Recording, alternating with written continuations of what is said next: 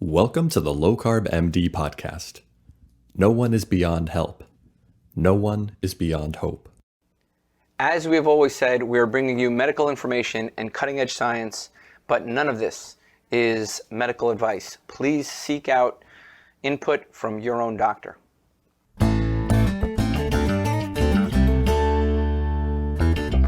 I hit record. But you're recording all the time, right? No, we just started. No, we're going to start right now. Jack, Sorry. edit that. Yeah, no problem. I was recording when I first started.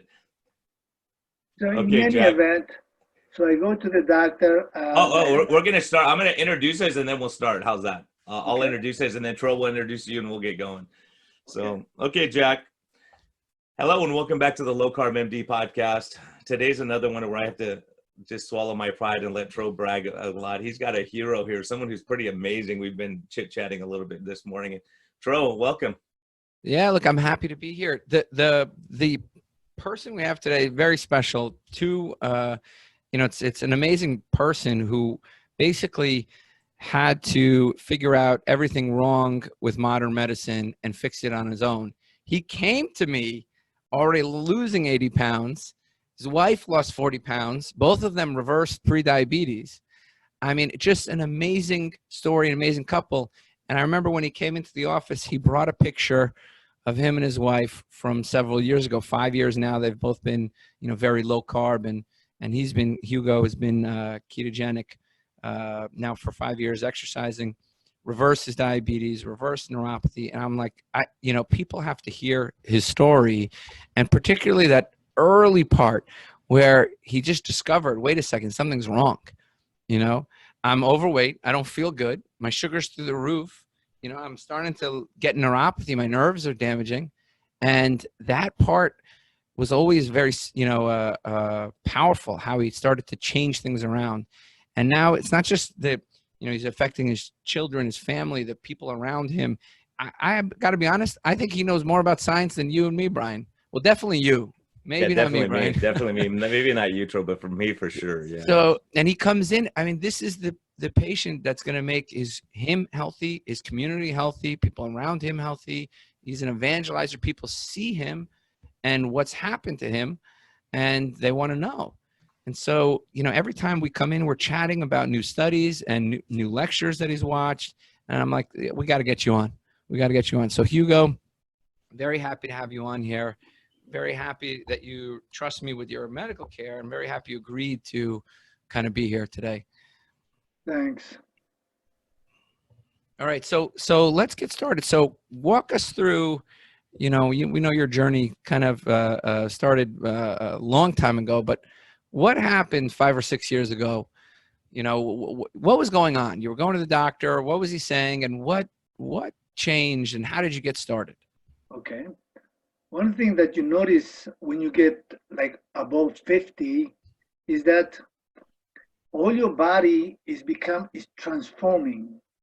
And you realize when you sit down on a car and you drive for half an hour and you go to work and you try to get out and you cannot stand. You cannot stand. You're just stiff, and you have to give a few minutes to be able to stand. And your body is completely stiff and achy when you wake up in the morning. Instead of being refreshed, you're completely achy. So I went to the doctor and I said to my doctor, hey, this is what's happening. I said to him, oh, Hugo, don't worry about it. You're just getting old. So, but at that time when I did the blood test was that my triglycerides were like 300, 330.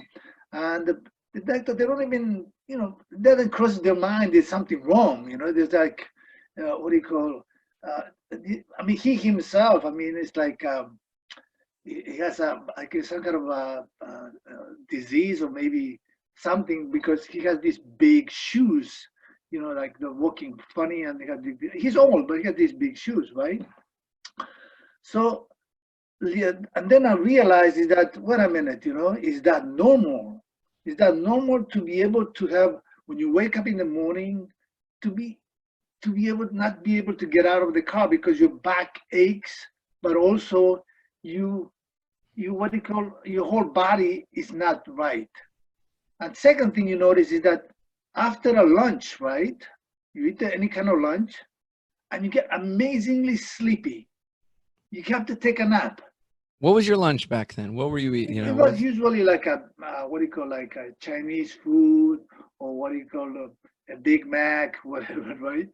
The thing is, no matter what you ate at lunch, right, you get amazingly sleepy, and that, like, so why am I so sleepy? When you're driving, you'll be almost dozing, that I had to stop on the side of the road and take a nap because I thought it was very dangerous, right?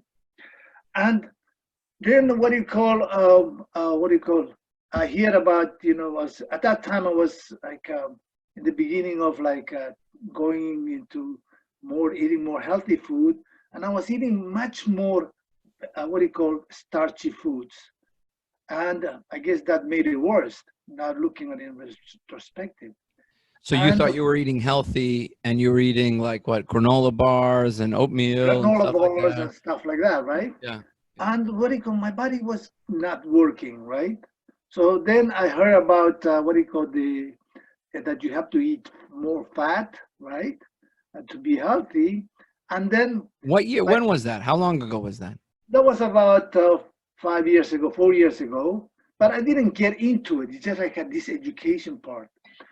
But then I was listening to, accidentally, I listened to the Tim Noakes trial, and it blew my mind off. I mean, completely blew my mind off. Okay, And where did you find that Tim Noakes trial? I'm just curious because that's they it. didn't really show it on the media here. It's still So in YouTube. It's still on YouTube. right. It's still on YouTube. So like, I don't remember exactly how somebody told me about the Tim Noakes trial, or I found it myself, but it just pop out on the YouTube.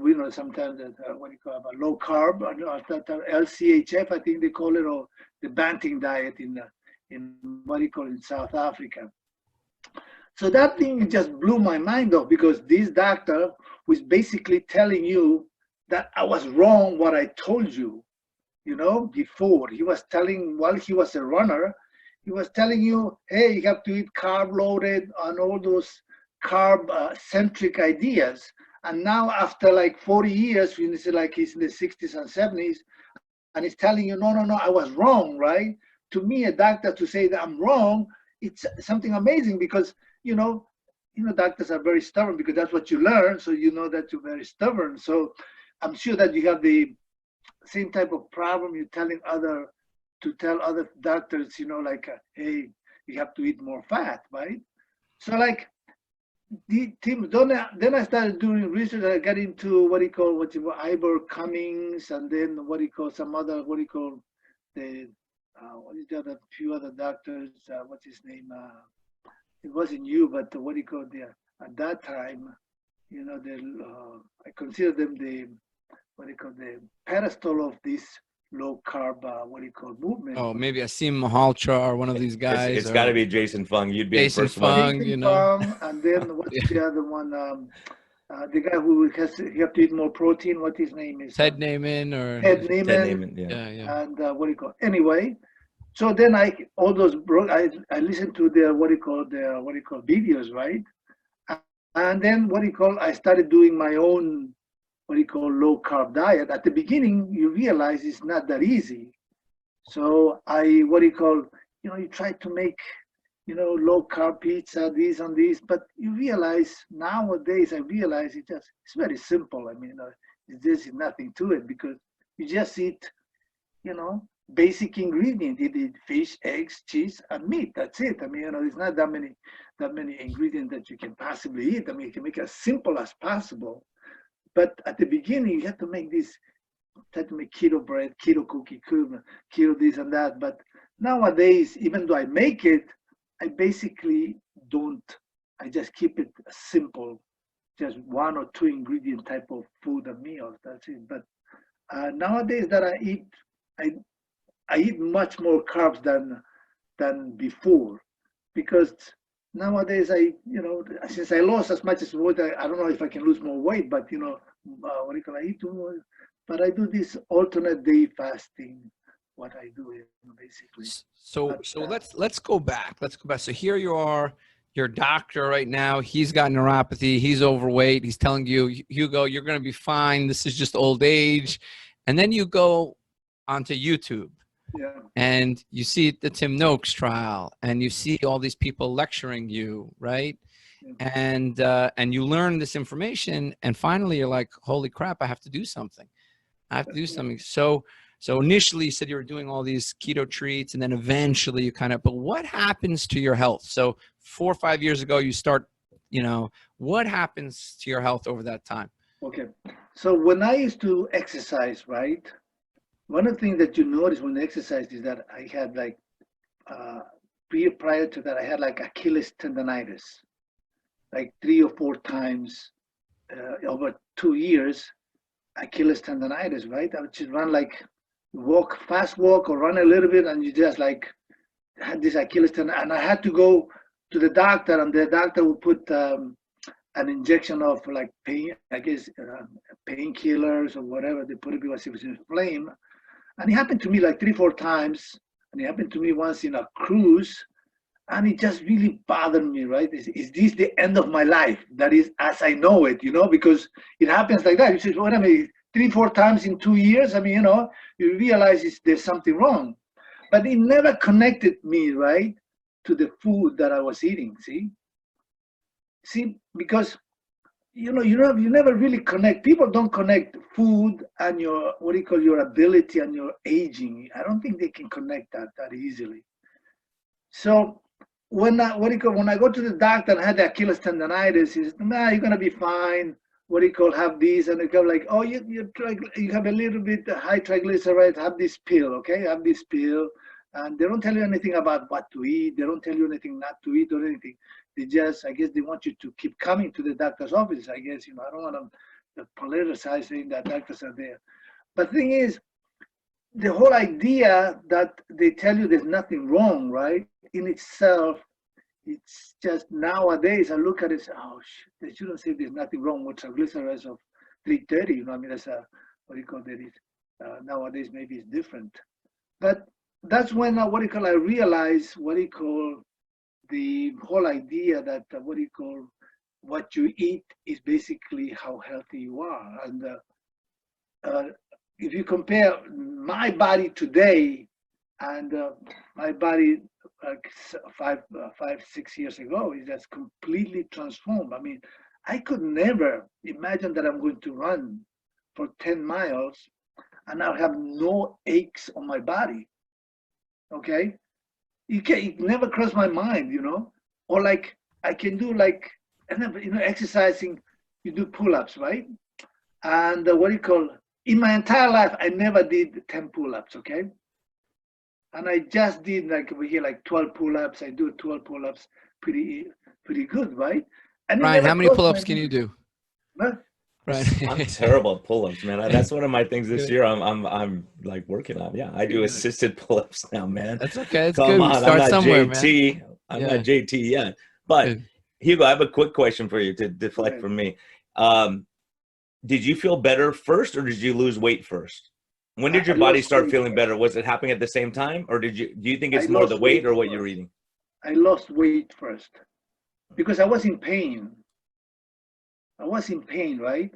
So by going ketogenic, right, you lose weight so fast, right? The first 20 pounds is like nothing. It's just like nothing. But after that, it takes a little time, but you feel much better, but you just lose the weight first. And then you want to go back and do some exercise. And I think it's a natural process that you want to move around because your joint hurt less. You know what I mean? So you want to move more. So like every time you want to get out of the car, sitting down, you want to stand up when you're sitting down and your body hurts, right? Then, you don't feel like doing any kind of exercise, okay? So you lose the weight really fast at the beginning, the first 20 pounds. And then after that, it takes some time, some doing to it, but it's nothing, It's very simple, But the thing is, whenever I look at these is that, as you progress, right, and you do more exercise, you know, when you like muscle, when you're doing weightlifting, is that your muscle has to be stressed out, and then it's painful, and then you give it a few days, you rest, and you do it again, right? You can continuously do it, but if that get used to it, it's not painful anymore. So like you want to go to that to reach that maximum painfulness that you want to be able to do, so that you know, like when you're doing like pull-ups, right? You do one time 12 pull-ups, and it hurts, right? But then the next day it doesn't really hurt. But if you keep doing it, right, then what do you call, the next day you might feel some soreness or something like that. But actually doing it one time, it doesn't really hurt that much. You know, it's not really that painful because you're used to it. Your muscle get used to it. So, There's a name so for that, right? I'm curious. Yeah, your body gets adapted to it. Get Absolutely. adapted, and You know, you have and to be able to continuously improve. So nowadays, I mean, you know, I don't know how to explain my body transformation. It's not easy, you know, because like people who know me, they say but for me to just explain to you is like, it's like, you know, how can I explain? Like you hear really heavy, right? Let's say you are like 400-pound person and you lose 200 pounds, right? And you ask them, how do you feel now? I mean, they're gonna feel great, but I don't think they have words to explain. Do you know what I mean?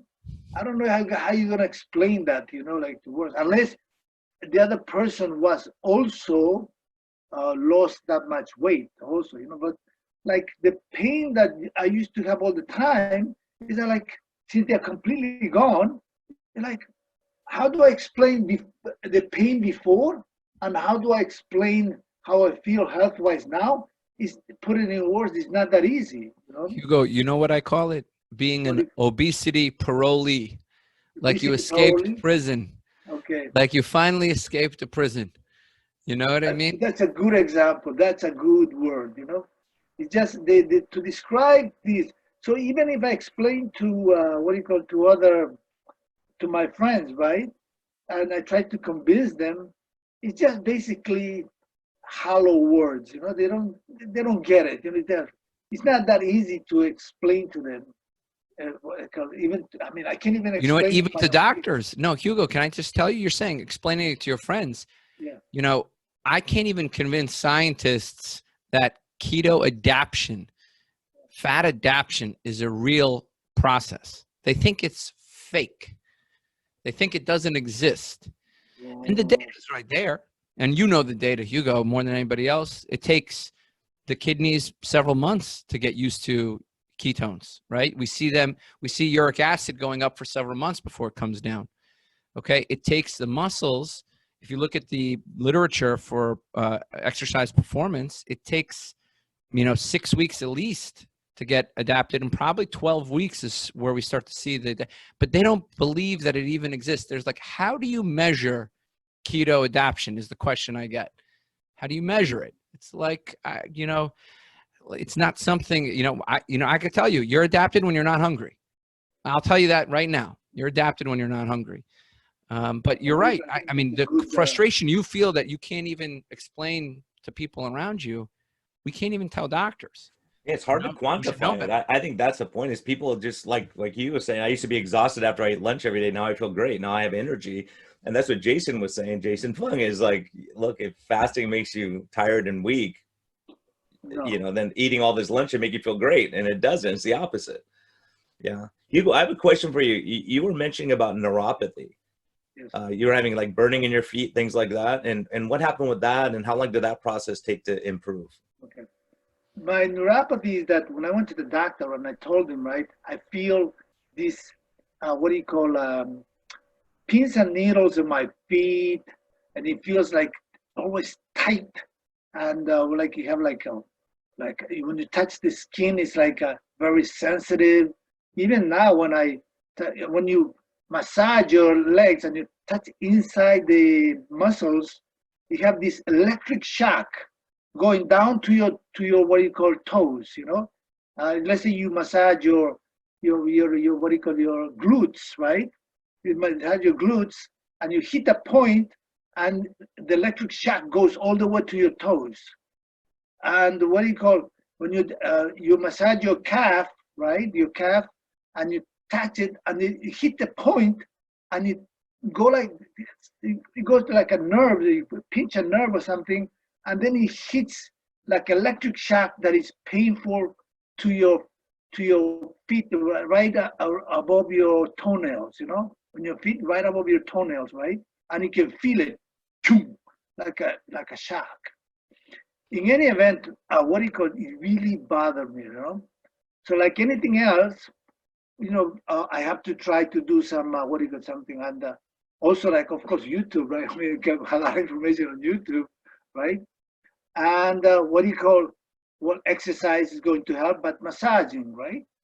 So all those, instead of trying to shy away from that electrical, what do you call, pain that you get, right?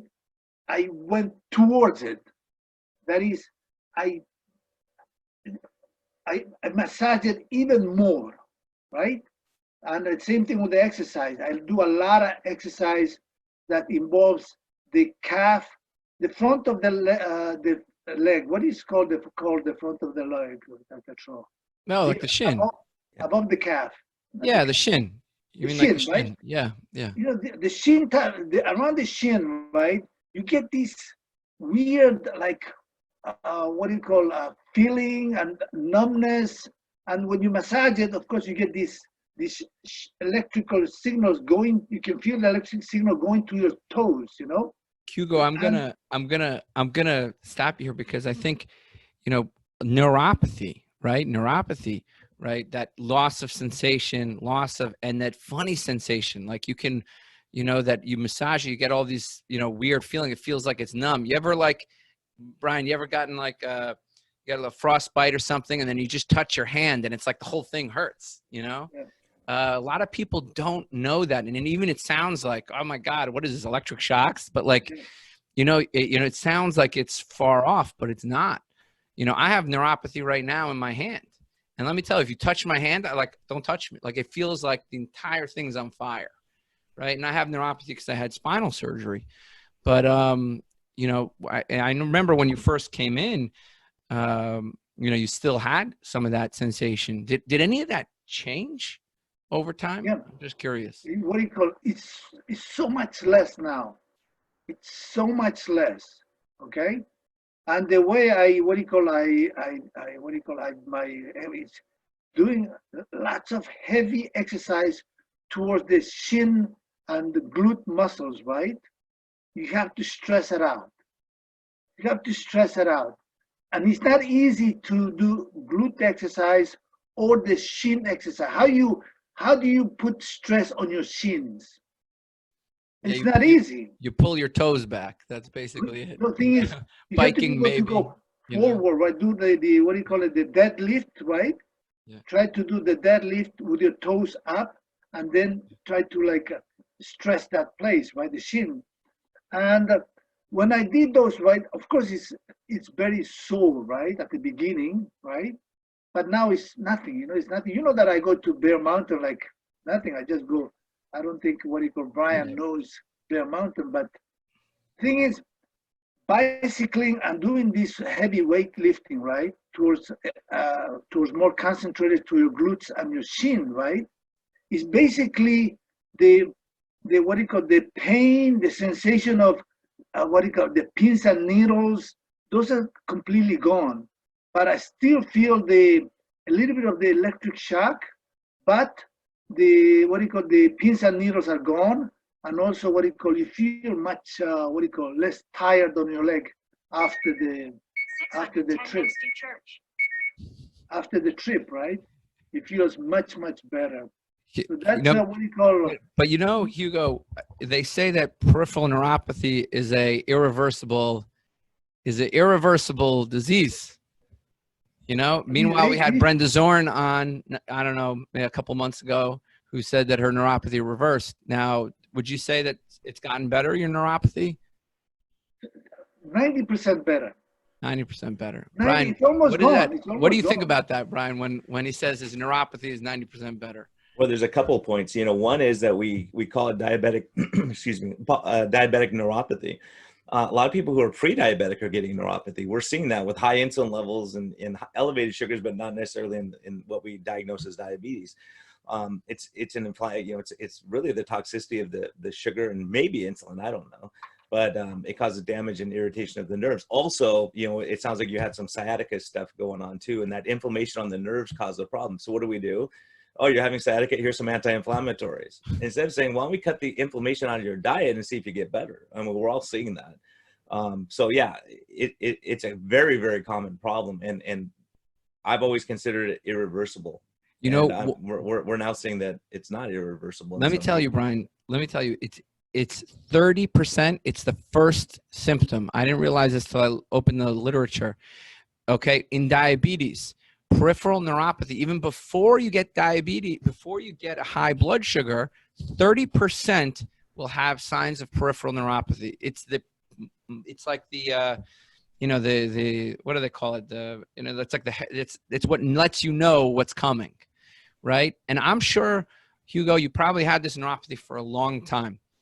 Your triglycerides were very high. Your blood sugar was probably creeping up. And did anybody ever check your legs? Nobody checked my leg. Remember the first time we came into my office? What do we do? What do we do? It's like, let's check. Let's check. So what I want to talk about a little bit, and we didn't really talk about it yet, was you weren't the only one who made a transition, right? You also affected somebody around you, right? As I've met your wife, and she's an amazing woman, very nice woman. Both of you guys are amazing people. She also saw improvement, right? So do you want to just talk about that? Yeah, women, I think it's a little bit different because they're much more flexible than men. And, like for instance, when, let's say you want to do a complete squat, going down all the way with your feet completely on the floor, and you squat all the way down, right? Many, what you call Caucasian men cannot do it. Can you do it, Brian? Wow, you guys are picking up. What's funny? While you're talking, I was envisioning when I went to Vietnam, and like people in Vietnam, like they don't sit in chairs, they just like squat down wherever they're at, and they're like totally like a catcher would be in baseball, and like it's comfortable. I'm like, that is not comfortable for me at all. So we're not built that way, it's really, we're not used to it. Maybe culturally That's or right. whatever. Well, it also has to do with the carry angle. So the carry angle for women, because they're evolutionary, their hips are wider, it makes that squat much easier because their hips start much wider out.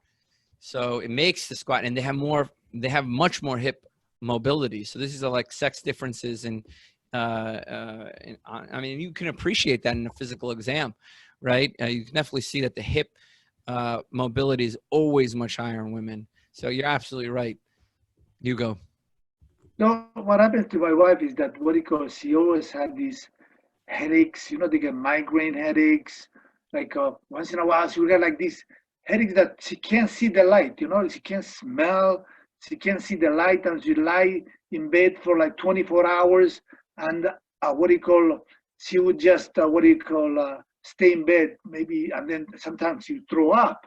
And I was saying, why is doing this, right? And I thought it was like some kind of some kind of mental disease, right? Because it never really crossed my mind that it has something to do with eating. So nowadays, though, even that is completely gone. I think a lot of women, they have these migraine headaches, right?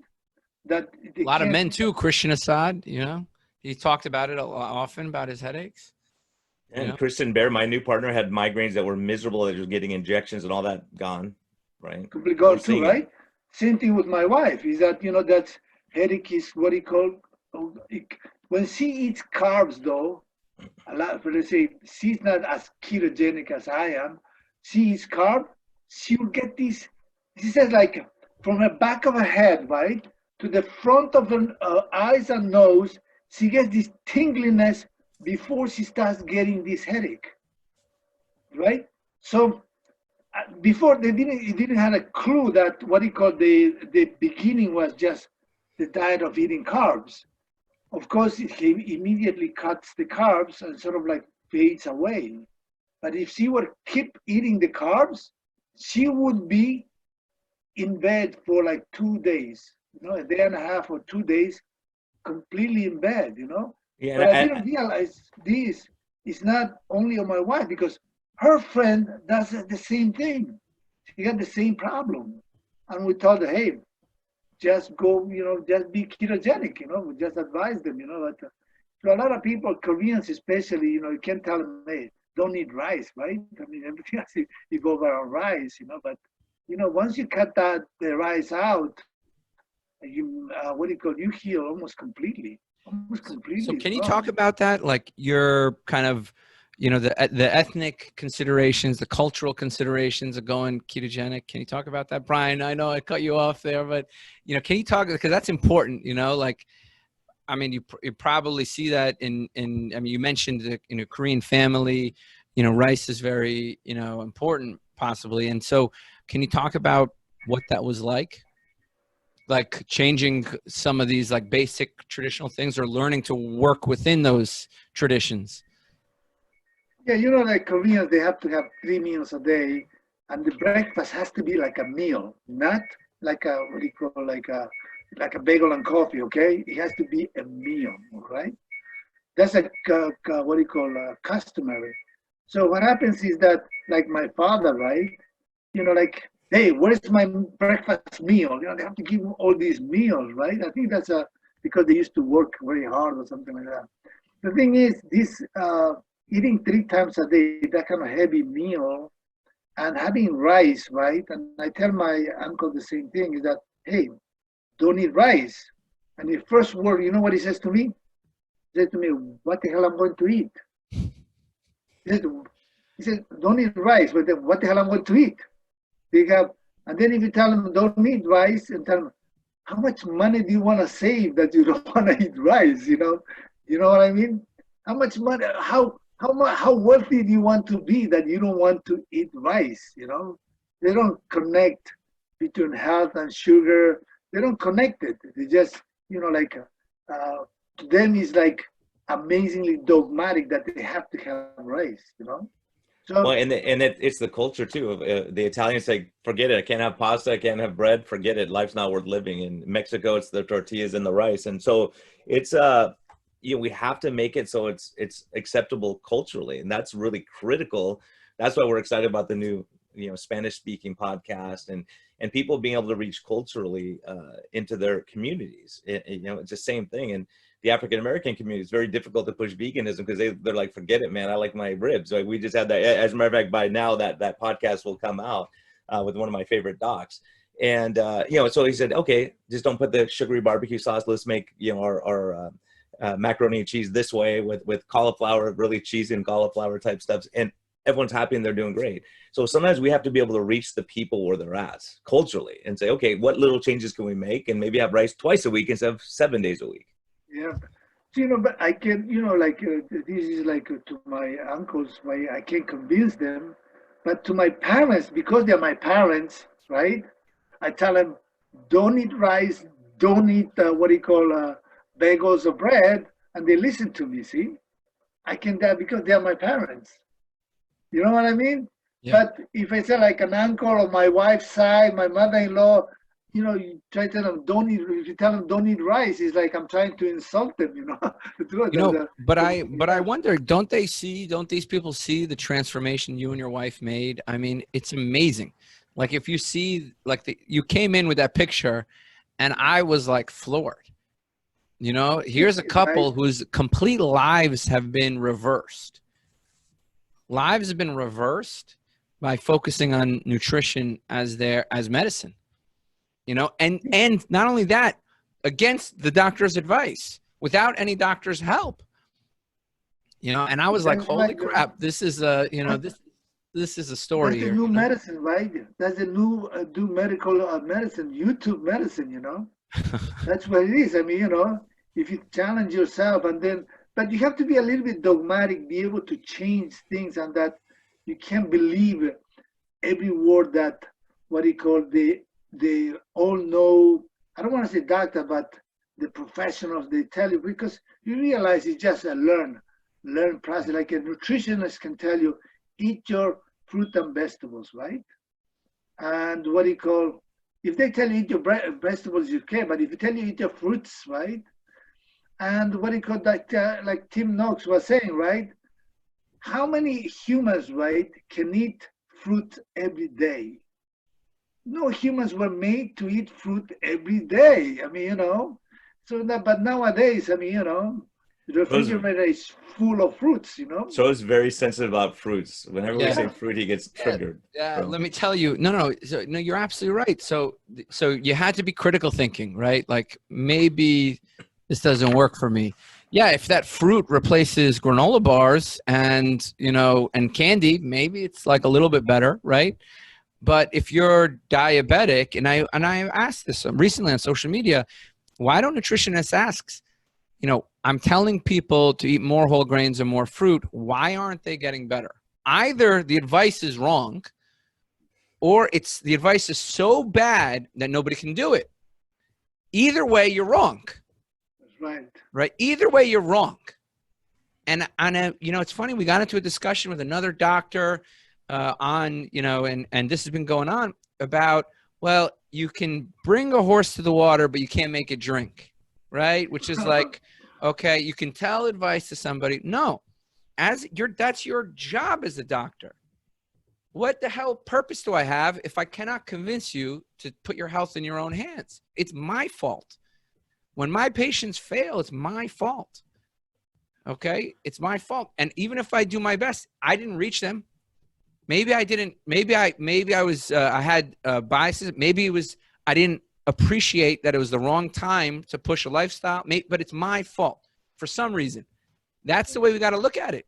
And then it's also my success, right? Sorry to go on a. Yeah, I think it's a two-road street there, man. Really. If so, it's my because success. You can have the best advice in the world, but if someone is not willing to make a change, you can't help them. Trust me, I've been there and I've looked and I've tried and I've begged. But then that's your fault for not noticing that. Hey, look, you got to tell them you're not going to be able to do this. Well, what I find works the best is when they get diabetes. Then I'm brilliant all of a sudden. Now they want to hear every word. Well, that's what I'm saying. But you still got to be able to notice, like, hey, my advice is not going to work right now. Again, there's a way that it's on you. Exactly. No, I get it. There's sometimes just the timing and when it is, and it's you need a perfect storm really a lot of times, because this is a lifetime of habits and our coping skills and all that we're trying to fix. Hugo, I have one question it's been burning in my brain. What happened to your doctor that was overweight, had neuropathy, all that? He watches you lose all this weight. Did he say, Hugo, what are you doing, man? Teach me your secrets. That's right. The last time before I changed I was looking for a ketogenic doctor, right? Favorable. And around here where we live, I couldn't find none of them, okay? You have to settle for me. Yeah, poor thing, man. And my doctor, right? We had the last meeting. I went over there and I had a meeting with him and I said to him, look, I said to him, I'm not eating any more carbs, right? And I'm not eating my blood sugar. You saw the test, it came out pretty good, right? And he listened to me, right? But he wasn't, trying to convince me that not to do it. He was just intrigued, he was just intrigued. But he saw me the difference before and after, right? And he was just intrigued. But then, I'm sure he was a diabetic because he had these big shoes, right? That bulky shoes, right? And I don't know what he's doing right now, but so what Hugo is alluding to is like the shoes that a lot of because of neuropathy, maybe they have to change the sole and they have to give it more like orthopedic shoes, yeah, orthopedic shoes. That's is that what you're talking about? Yes. The thing is, let me give you a good reason. I went to Italy, right? A few years back, and my neuropathy, right? Whenever I wear the shoes, right? This was when it was getting worse. Is that your shoes was tight, and it'd be like very painful, even though there was nothing wrong with your feet. There was no any kind of impinging on it. There was nothing, but overall, all over your feet, right? You would be like painful. So that's why you need that big, comfortable shoes that doesn't impede, doesn't join together your toes, you know. So even that pain is gone. So I can wear the tight tennis shoes and still run, right? Because I had to bike and run, right? So that's the first sign that I noticed at the beginning that my feet was getting much better after this exercise intervention, right? That I'm doing, and what do you call this heavy foot and glute exercise I've been doing, right? Is that it's only like about 1 year, right? Before it was like before it was just light exercise, you know, but now I do a really tremendous amount of weight, putting it on your shins, right? And it's basically 90% gone. I'm not going to say 100% gone, but 90% gone.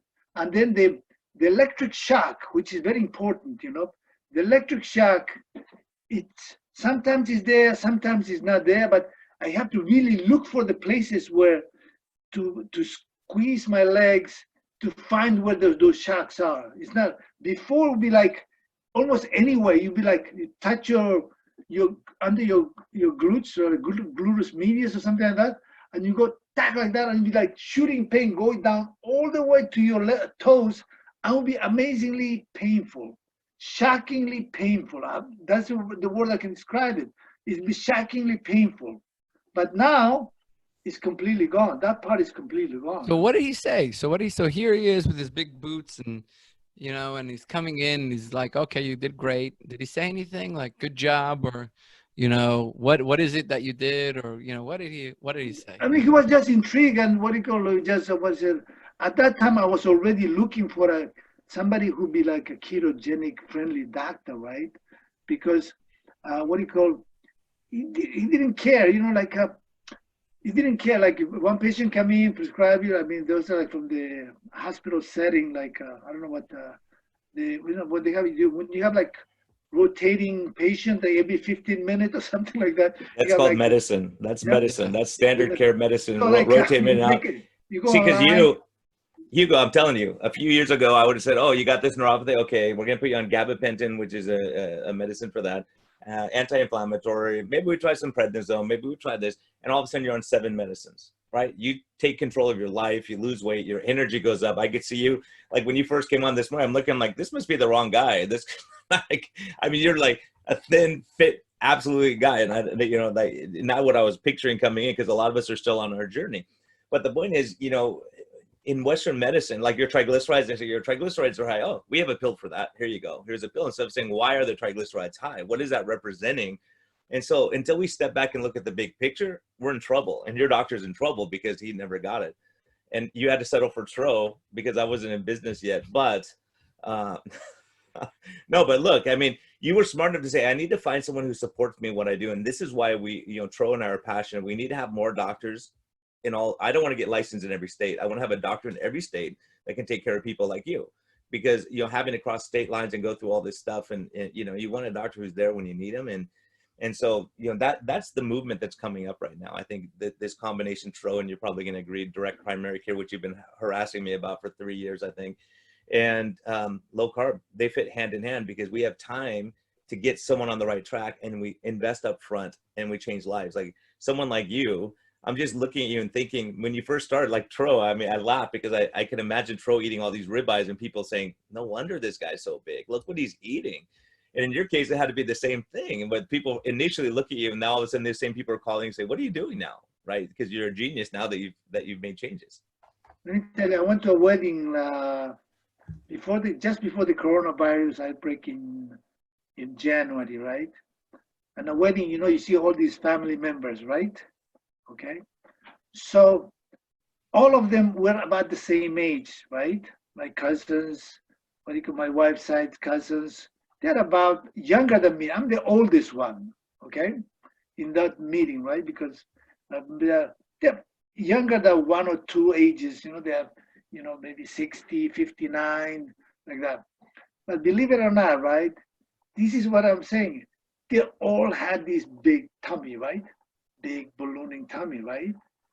I'm the only one that look like a, with a six pack, right? Like they really turned out. And the thing is, I think that no matter what, right? As you age, right? Unless you do this intervention, right? Unless you get out of this dogma and you do this intervention, right? That belly fat, right, is gonna stay there forever. It's gonna stay there forever because my father is 89. He has this big tummy, right? Big tummy. There's nothing you can do about it. At 89, you're not gonna do any exercise, right? But you see all these people that have that big tummy, right? And I say to them, hey, it's easy. Just eat less, move more, right? It's very simple to say that. But I'm sure the doctors told them that. I'm sure everybody told them that the biggest bullshit ever heard, okay? You hang around with Tro too much. More, My right? goodness. I'm like, this is Tro. He's a New Yorker, Hilarious. man. This New is Yorker, great. that's why. This is great. But it's true. It's like, oh, just do this. It's easy. And people they just don't grasp that concept. I mean, that's what's so hard. That's what's great about you doing what you've done. And it's frustrating. It really is frustrating. Exactly what you're saying is true. So let me give you a good example, right? So now after what do you call this, because of this coronavirus, I went to the wedding. Everybody saw me, right? Even the cousins that came from Florida, I don't even I haven't seen them for 20 years. They came, and they all had this pot belly, right? They had this pot belly, right? And I said to them, right? It's not about eating less. It's about what you eat. It's not about exercising. It's only about what you eat. And I gave them Dr. Jason Fung's video, links, right? I send it to them. They start from here, okay? Start from here. But believe it or not, a month ago, we had this Zoom meeting too, right, with a few of my cousins, and one was like about, he had already stents put on his heart, he was walking funny, limping around, and I said to him, now I look at him, I said to him, Hugo, thank you for the advice, because a lot of times you have to have the pain, right? You have to feel the pain for you to realize to start doing something, because even if I tell my daughters, right, all these lectures about low carb, this and that, they're not gonna hear you because they have no pain, So my cousin on the other hand, who's really overweight, right, and he had already 2 stents put onto him, and I gave him the video link about Jason Fung. Start from here, go to YouTube, and you listen to all the links that comes along with Jason Fung, all of them, right? Whether it comes Ted Neiman or Ivor Cummings, whoever it is, you just listen to it and you implement, put a discipline to implement the dietary mode. There's nothing more than just eating properly. And eating, I don't want to say eating properly. Eating properly, yes, that's the right word. Because I think the most important, what I learned about this dietary intervention is basically not eating, just like Jason Fung said. It's not eating is the more important than what you're eating. So, and I talked to my father because, he has that, his feet was already having little dots. I think little black dots, right? I think that's a sign that is going bad. And I said to him, hey, don't eat rice, don't eat bread, don't eat fruits, right? And all the little dots that was on his feet, right? They're like pinkish, reddish dots. They're completely gone. Okay? So that means that he's getting that much healthier by the neuropathy or I don't know what the infection it is because he's old, right? But you're getting this disease, I guess, in his feet because of all that sugar that's involved in your lower part of your leg, and basically all the dots are gone, and he feels much better by and he doesn't exercise that much. He moves around, he watches TV all day long, but he's so much better just by dietary intervention. Yeah, it's incredible. And, it's one Yeah. of those things, Hugo, hearing your story, and Tro's going to agree, it's a kiss of death for a lot of people. They start having aches and pains, their body hurts, so they don't exercise. Now you don't get up anymore. You start stiffing up your joints. Then you end up in, you're on a walker, and then all of a sudden you're in a wheelchair now, and you just decline. You gain weight, and we see this downward spiral, and we can see it. It's in slow motion. We watch it for years, and you think, this is exactly, it's reversible, and we can't just say, oh, you're getting older. You're 58 years old. You're not older. I mean, my goodness, guys like you who are much older, who are, you're more fit than 98% of people in America.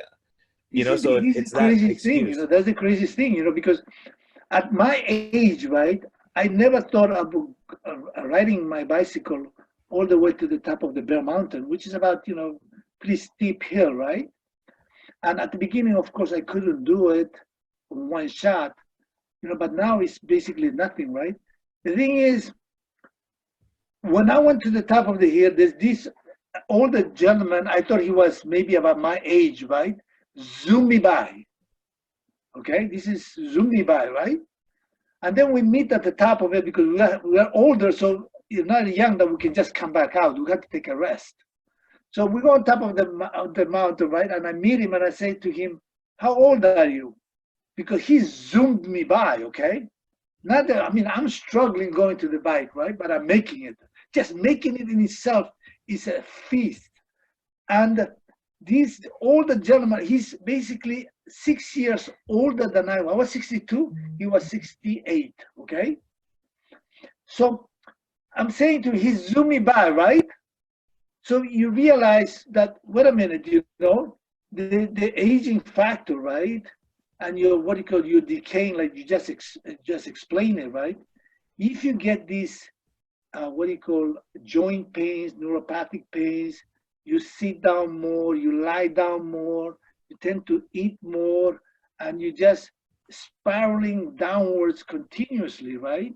And that's the bigger problem, because for you to be able to say, hey, I have this joint pain, but I'm going to get out, I'm going to let the pain, I'm going to overcome the pain and go forward, right? I don't think it's that easy, but you have to, I guess, like put it in a different state of mind and keep going at it. Because when this gentleman passed me by, and when I talked to him and we sit down for I talk to him, he says to me, I've been doing this for 20 years, right? Much longer than I just started. I've been there like 20 years, and you realize aging is a factor of what you do at that time. Like if you did it 20 years ago, then 20 years ago you're going to be much healthier now. So like even if now, I wish I knew what I know 10 years ago, but hey, even now I think it's okay. We just start somewhere where we have to be able to correct it. I think tell you about fruits, right? Yeah. It's a weird story because see, my parents were very poor, right? Now I asked him, when you were a teenager, right? When you were growing up a teenager, how many times did you eat a fruit, an apple, or a Chinese pear? Chinese pear, it's a pear, but it's really sweet, right? Mm-hmm. Expensive too. And he said to me, maybe I'll eat it once a year. Fruit, right? A Chinese pear, you eat it maybe once a year. I don't even remember eating. Of course, he remembers eating rice all the time, but he doesn't remember eating fruits, right? A pear, maybe once a year, So nowadays, to tell the nutritionist to tell us you have to eat your fruit and vegetables, right? I think that's one of the biggest problems there is, Of course, you adding more carbs to it that make it worse, but eating these 3-4 times a day fruits, right? I think is really not so obesogenic at the least. Well, and the thing is that they always put fruits and vegetables as one thing, is they're the same. They're not the same. They're very not right? the same. They're very not the same. So if you say, yeah, eat your vegetables, okay, cool. Non-starchy vegetables, cool. I hate the lean meats, more lean meat, fruit, and whole grains. Like those are the three that come together. Like Yeah, just yeah, drives they're me all the same in one nuts. sentence. There's like a stamp. They just stamp it on there You know, instead of saying lean word. meat, more fruit, more whole grains. And- Can I just come back to one thing as we kind of wrap things up here, guys? You know, the fact that you said people have to sometimes hit rock bottom, you know, that you're noticing that like sometimes people hit rock bottom. I don't think they know. I don't think that has to happen. I know what you mean, like to really get inspired. I think it's people really have to be given the right information, and they have to not be disenfranchised. So many people, because we've told them it's your problem. You need to eat less. You need to move more. Your health is your problem. Okay, it's your fault. Right? And they're so disenfranchised. They're like, okay, no diet matters. Every diet's the same. Do what you can. Don't restrict, blah, blah, blah. Right? I think we need to give people the right information so they don't get to that point. Right? That's the problem. That's why you think that they need to hit rock bottom. They don't. They just need to wake up. They just need to wake up. They need the right information. Like what you've been told is a lie. What you've been told is made you this way. Right? The thing Okay, is, that's it. How do you tell people, right? How do you tell your patient, right? Yeah. And what do you call, actually you tell your patient, but do they actually listen? Yes. Let me tell you, I'll tell you, if it's my wife, like for example, my wife, she loves me. She's lost 20 pounds. Her migraines are gone. Okay. Just kind of doing what I do. But if I told her what to do, she'd be like, screw you, John. You know, like, you know what I mean? Now, if Brian gets on the phone and talks to my wife and this and that and says, hey, maybe you should do this and that, you know, it's like, wait a second, that guy's a smart guy. And I could be saying the same exact thing. It all depends on the messenger, man. It all depends on the messenger and that, you know, so again, it's different when you're, you know, I get people whose parents are great at it. Great at low carb eating, get intermittent fasting, get exercise. And the kids are like, they just don't want to hear it from their parents.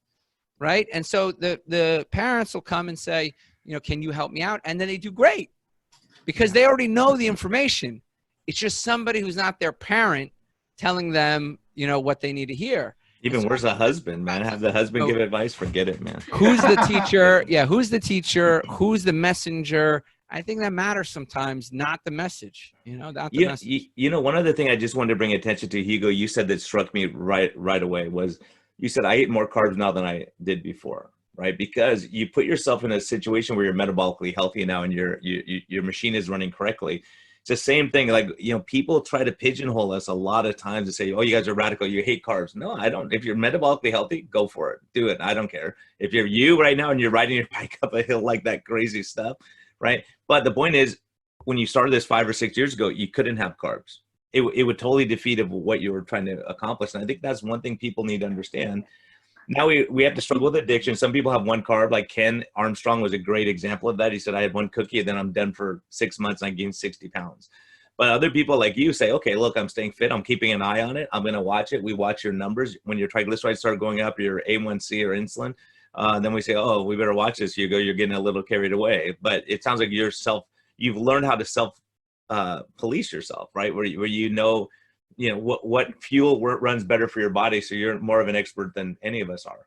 Like you said, right? The carbs or sugars, right? Basically, they're addictive. I think they're addictive in a sense that what you call, when you look a cocaine addict, I don't know if I told you that that's true, but I work in the Bronx, right? So I know many addicts, cocaine or marijuana addicts, and I have some few are in jail, right? So what do you call the cocaine addict, right? He come to me and say to me, Hugo, in Spanish, right? I mean, Hugo, it bothers Hugo him. speaks Spanish, by the way. Hugo speaks fluent Spanish, so nobody knows that. So he's like a Korean transplant in Latin America. So maybe we got to get him on the other Christian podcast. Assad. Yeah, absolutely. Yeah, I can do it in Spanish too, you know. All right, Christian, are you listening, man? Yeah, Ariel, so we'll get you on there. All right, that would be awesome. Yeah, you got a Spanish-speaking guest right here, fluent in Spanish. So my worker, right? He tells me because he was my worker. He's a cocaine addict. He says to me, Hugo, right? When I'm in jail, right? It never bothers me to have cocaine. you don't even think about it because you can't get it. But the minute I get out, okay, they put you on the street, you think about it. You know where to get it. You know who the contact is. You know all these things, right? And you know how to get it. All you just need a little bit of money, okay? But when you're in jail, you completely blanked out about cocaine. You don't even think about it. It's weird because what do you call, if it's there, it's like a refrigerator, right? If it's there, right? And you see the sugar, right? If you think about it, you're just gonna eat it. But if it's not there, you might not think about it. So I think that sugar, right, in itself is like an addiction. Like carb addicted, right? You tend to crave for that. If it's available, you're gonna eat it. But if it's not available, you're not gonna eat it. You're gonna be something else, you know? But it's so available, the fruit and vegetables and bread is so available that you can't help yourself unless you have some nutritional, nutritional education, right? That you can be able to say, I can eat this stuff, I can eat this stuff, right? But I think it's very, very hard. You know? Yeah, when you see it in a different light. So Yeah, Hugo, absolutely. in parting, what are some words of wisdom you'd give to someone that was you 5 years ago when you started this journey, and someone who's today saying, you know, I got to make some changes? What advice, what would you tell that person if you had like 1 or 2 minutes to tell them the most important stuff? The most important stuff to do is to have some discipline, but I would tell them to do like Jason Fung, right? Do intermittent fasting, not to concentrate too much on food details of making keto bread, keto cookie, keto pizza, keto this and that. Not to concentrate on that, but concentrate on intermittent fasting and eating whole foods. It doesn't matter even if you eat potatoes, right? Amen, man. Amen. Just eat intermittent fasting, and what do you call it? You can fast within 4 hours or 6 hours, or you can your eating window, right? Eating window of 4 to 6 hours, or you can do alternate day eating or whatever you want, or one meal a day. Either one of those, but you start with intermittent fasting, and then eat only whole food, one name food only, not box food, right? I love it. You know, like even if you eat potatoes, it's fine, you know. But you should eat like meat, fish, one name only, one ingredient stuff. You know, that's it basically. Love What do it. you think? I love Good it. stuff, Hugo. Hey, Amen. man, thanks I so much agree. for joining us. Thanks for joining us and Thank you, sharing your Hugo. wisdom. Yeah, Let me know if absolutely. you want me to do a. Oh, we're gonna Spanish get you food. on the Spanish. Oh, Plate. it's gonna happen. Absolutely. That's It's definitely gonna gonna happen. Yeah, Yeah, that's I'd gonna like happen. to do it. So I can show it to my Spanish friend because most of my friends are Spanish, so you know, I can show it to them. perfect. Hey, Awesome. we'll get your email. I'll connect you with those guys because they say we're not gonna find Spanish speaking guests. I said, I bet you will. And look, you already proved them wrong They're gonna already. be shocked. You know, when I It's used to great. hire people, right? This is Spanish people. They, you know, like before you have like a phone interview, they come and see me, right? I talk to them in Spanish, and when they meet me, they're supposed to see a Spanish guy, right? And they see this Asian, right? They get shocked, you know, because my Spanish is so fluent, so that All right, we'll see, man. We're gonna put you to the test with those guys. Those guys are native speakers, so we'll see, man, how you hold up. Okay. All right. Thank you, Hugo. Hey, everyone, thank you for joining us. This has been a lot of fun. Hugo, man, pretty awesome guy, and Tro, thanks for bringing him I had a on. lot of fun. Thanks. No, we're glad, man. Now, Thank you. you You're have to reaching a start lot of out with a little tiny podcast like this, and then you can move up to the ones like Ariel Ortiz and I don't know, Christian but, you know. Assad. And Ivor Cummins. We're a stepping stone Real now for fighter. everyone. Yeah. Okay. So All right. Thank you, Hugo. Thank you. Bye. All right, everyone. Thank you for listening. And today's my first day of unemployment for 2 weeks until I start my new gig. So everyone, thank you for your support, everything you're doing. And Tro, thank you, man. Thanks for getting me up and running, and I can be a imitation of you. So we're excited about it, and hope to change a lot of lives and have people like Hugo telling our stories. Great.